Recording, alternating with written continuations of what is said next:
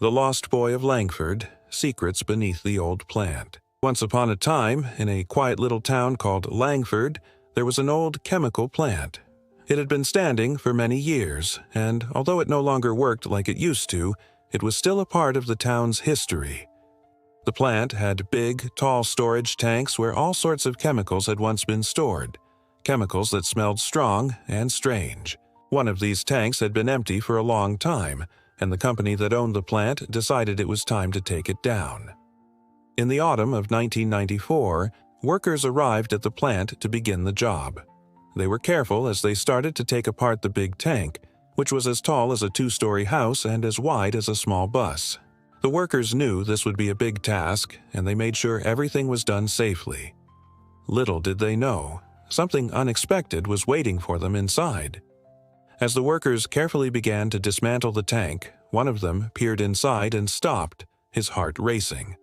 There, hidden in the dark corner of the tank, was something that didn't belong. It was a body of a boy who had been there for a long time. His clothes were old and his shoes were worn. The workers couldn't believe their eyes. They called the police right away, and when they arrived, they quickly realized that the boy was someone everyone in Langford had heard about. His name was Darren Mitchell, a teenager who had gone missing 7 years earlier in 1987.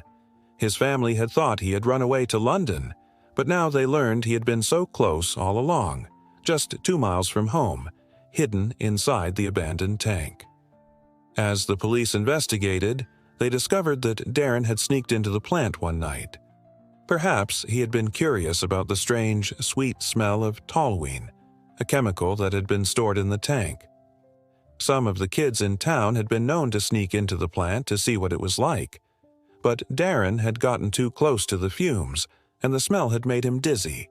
Disoriented and unable to escape, he had fallen into the tank where he couldn't get out. There, in the dark, he had remained for all those years.